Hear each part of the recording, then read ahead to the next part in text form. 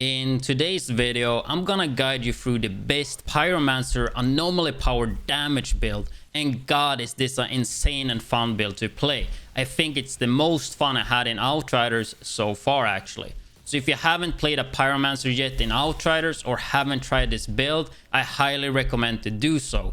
If you're looking to level up a new character really fast, I would suggest to watch my video I did yesterday, and you can get from level 1 to level 30 with CT15 unlocked in around 3 hours.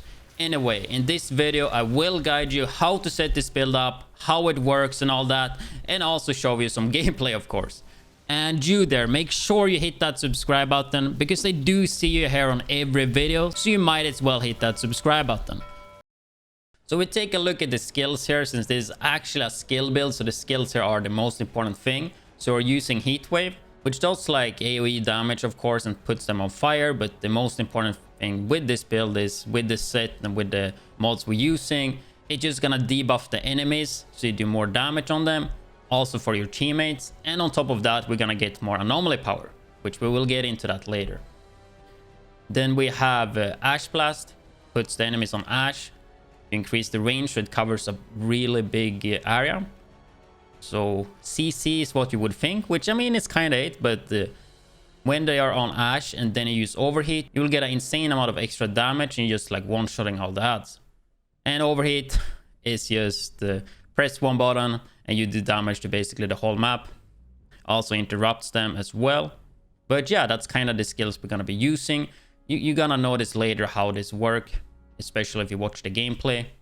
But basically heat wave elites, use ash blast, and then wait like 2-3 seconds until the ash hit everything, and then use overheat, and then on top of that you want to use overheat on cooldown, and yeah, heat wave to get AP and debuff them. If we take a look at the skill tree, there are some different ways to do this, but this is probably the way I prefer.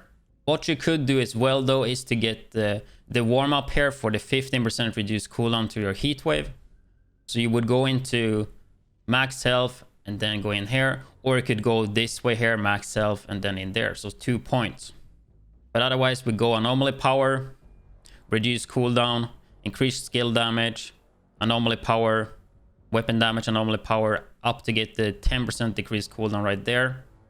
Then we go another marks accumulation, anomaly power, burn afflicted on enemies, deal 20% more damage, increase weapon damage and anomaly power, more anomaly power when you use explosive skills, skill leech, anomaly power, and phoenix nestling here, which you don't have to use.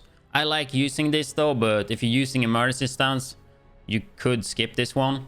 But I mean, also having an extra life, it's pretty nice to have. Like unless you're doing some speed runs, I would definitely suggest to use this. If you just want to farm and have some chill rounds and have that safety net. And yeah, that's kind of how I set it up. As I said, you can do this a little bit different, spec in to get the cooldown there, but yeah, I think this is kind of how I use it. So we actually take a look at the gear and all the weapons and such. So this is based off the Akari set, 3-piece. And no, I'm not using 5-piece. I thought I would just equip all of them to show you how they come attribute wise and all that. So attribute wise, you want to go anomaly power and cooldown reduction. That's the most important thing. If you can also get status power in there, that's good. That would be the trifecta, I would say. But make sure you just get anomaly power and cooldown reduction and you're all good. So this is how the helmet looks like, no cooldown reduction. Chest looks really good, anomaly power, cooldown reduction. Same with the legs. But the gloves as well have max health, no cooldown reduction, so don't use the gloves. Like, they are definitely the worst piece you could use for this, but if that's the only thing you have, that could be a way you could start using it. And the boots as well, max health and cooldown reduction, so not too optimal. So I did start with using these boots because I thought cooldown reduction would be the most important thing. But after testing it a bit, you definitely want to have, at least for boomtown that I was running, I felt like anomaly power was way better to use, because sometimes the elite would have a little bit HP left and it was just annoying. And having that extra little cooldown, it didn't actually matter, because having more AP in its skills, it just stuff dies faster. So at least with my testing, that's how I would run it, and I saw everybody else do that way as well. But whatever 3 pieces you can get, that's how I would start it out with. Like, you can do like even with the boots, but try to not use the gloves. Like they're definitely the worst one for this build. So with all that said, we go to the weapons, and Death Shield is super important for this build. Like if you don't have that, you're gonna lose a lot of damage.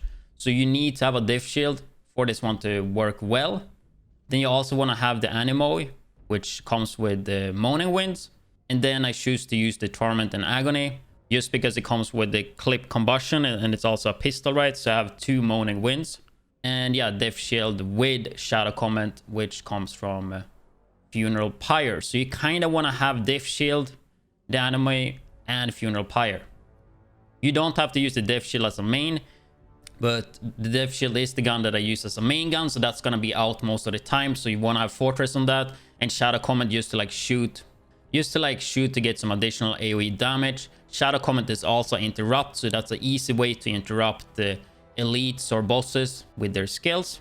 So when the expedition starts, you just shoot out all the bullets of the second gun and also the pistol, and then keep the Death Shield out and only swap to the second and the pistol whenever you want to use Moaning Winds to get that insane damage. I guess you could use, if you don't have Moaning Winds, you could use the Guillotine for that and then have Fortress on that. Or just even you could try Moaning Winds and Radiation Splash as a secondary, but then it's super important that you never use the skills when you have any other gun than the main gun out, right? Because you want to use your skill with Fortress, otherwise you lose 43% damage. So that's what you want to use gun-wise. If we take a look at the actual gear pieces, I will just go through what I have, and then after that I will say what I think is the must-have. And there's actually quite some room for stuff you can change depending on what you think is the best.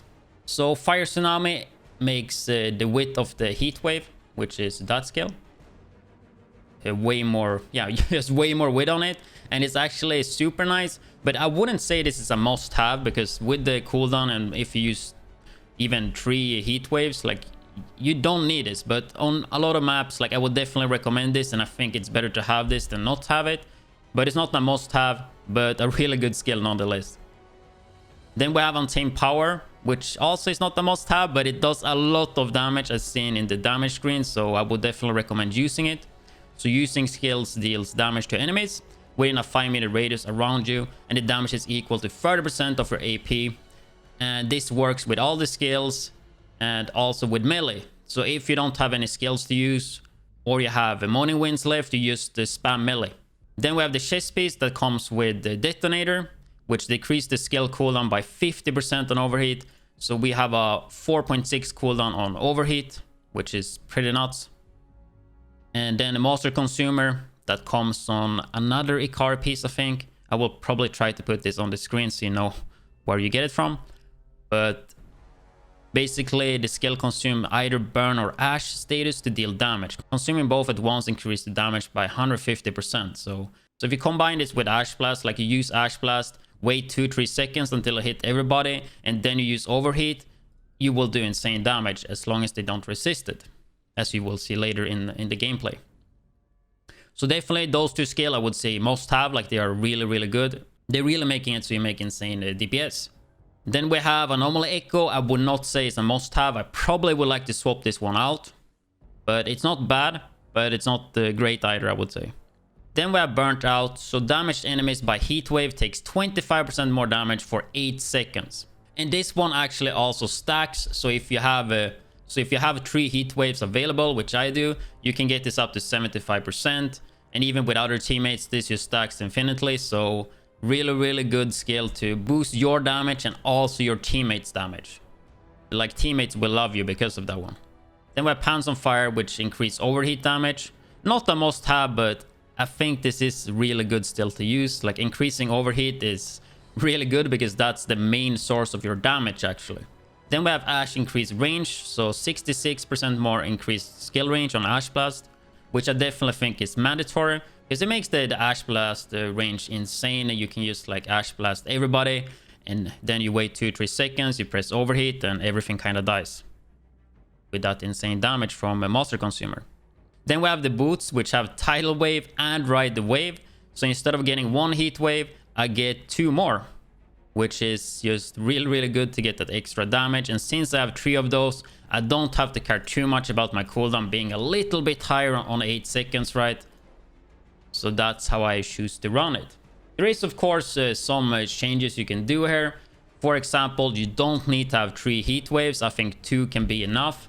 So I know like I'm missing Captain Hunter, and that would be nice to have in there. You could swap like one of the heat wave charges for Captain Hunter, but in my opinion I feel like it's better to have 3 heat waves, because Captain Hunter gives 25% damage to elites, and I mean 1 heat wave gives me 25% more damage on a target and also additional anomaly power. So I feel like having 3 of those is just better. But definitely it would be nice to have Captain Hunter in this mix. So could possibly swap that out for... Honestly, I would like to swap it out for like maybe Anomaly Echo, for example. But then again, it's not too bad either, because everything is scaled. Other than Captain Hunter, you can also use Death Sentence, which I haven't tested, and I will put it on the screen right now. It does kind of sound good, but I don't know how good this works or if it's overkill. Increase your damage with Ash Blast, right? So if somebody try this, let me know what you guys think. Something that I would definitely recommend you guys to use, which is not on my build right now, is Emergency Stance for that survivability. I think I actually played 2 Heat Wave and Emergency Stance, because without that it's easy to die with this, and you put on Emergency Stance and you just don't die. So that's definitely a talent I would recommend and say like it's a must-have unless you're doing speedruns. But yeah. And obviously the reason, if you don't know, is that the Emergency Stance gives you 65% damage reduction, and this bugs and stay on all the time. But whenever they fix that, I would recommend to check out the Blacksmith. But whenever they fix the Emergency Stance, I would recommend to run Blacksmith. So Overheat, each status condition consumed by the skill grants 52,000 armor bonus for 8 seconds, which is a way to get insane amount of armor. So definitely, if Emergency Stance is fixed or you don't want to run it, check out the Blacksmith. Another survivability talent would be Blazing Ages, but I don't think this one seems that good. Killing enemies afflicted with burn, increase your armor by 27,000 for 8 seconds, and it stacks 3 times. That's obviously way less armor that you can get from the other one. But yeah, that's in terms of survivability. But I would probably play it as I'm playing it right now, but I would add in Emergency Stance. Worth to note, if you want to cheese this, you can roll up. You could have one item with Emergency Stance here, and whenever it procs, then you just swap back to this one, for example, and then you will have Emergency Stance for free and just have all the stuff here. A bit cheesy, but yeah, that's something you could do. In terms of helmets as well, I should have covered this earlier, but I had Anomaly Visage, which is a pretty decent legendary if you don't have a purple and if you want to run with the boots. But then again, you can always buy Helmet of Akari, so you probably want to use that anyway. But I think that should be everything covered here. In case I missed something, let me know in the comment section below. And I only played this build yesterday, and I did play this during the subathon, where I did get help from Nick too, and also chat to set it up a bit. It didn't look anything like this though, because I had a way more scuffed version, and I set it up yesterday on stream. But this worked really well. I think I got around at 342 on Boomtown, and that was me being new to the build and actually a pretty scuffed run. But this build is super easy to get 4-minute runs without any troubles. Like, just put on Emergency Stance instead of 3 heat waves, and you don't die, and you just finish it like easy 4 minutes and below without Ace, as soon as you like learn it a bit. But that's gonna be it for this video, guys. I hope you guys found this video helpful, and if you liked the video, make sure you like it. If you disliked it, dislike it. And if you're interested in more videos like this, then make sure you hit that subscribe button. I also do live stream on twitch.tv/widdz, so make sure you hit that follow button. And I will also be streaming, most likely, or maybe on Saturday. I will do another carry subathon, so make sure you don't miss that. I will leave you guys with the Boomtown round, so you can see the build in action and understand it a bit more. And with all that said, I hope you guys enjoy that, and catch you guys on the stream or in the next video. So they are ashed and they still survived it. Like, I don't understand. Like, somebody gotta explain to me how this shit work, because I fucking don't know, bro.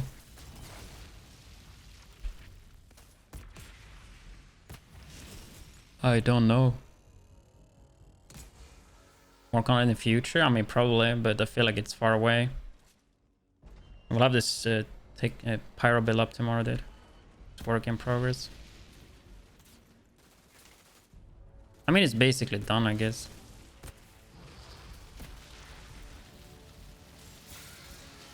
Fuck up the Asher, I think. It was resist.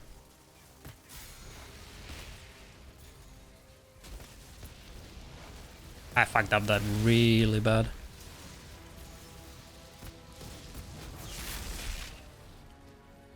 Well, still kind of fine.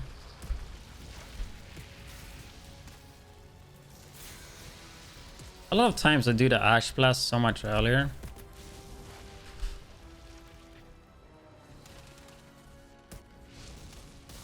Okay, that was done. Yeah, that was hella done.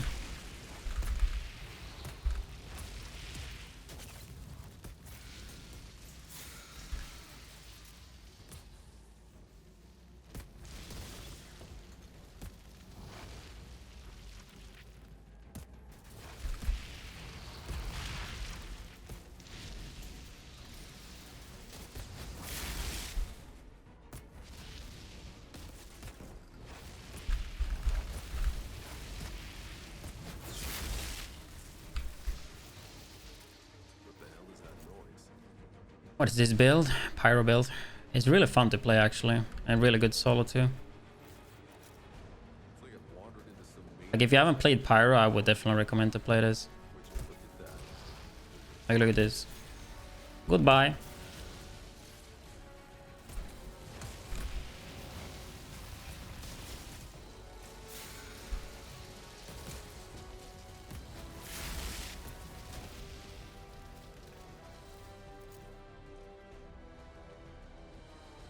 Outriders detected. Yeah, definitely if you play Pyro, I would do AP. Either this build or like do debuff.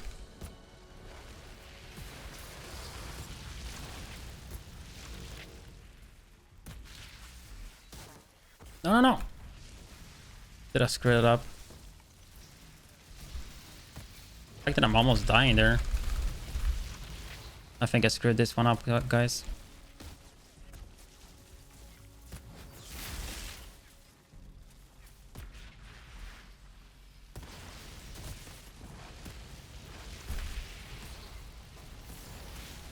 Come on, use die. A bit scuffed.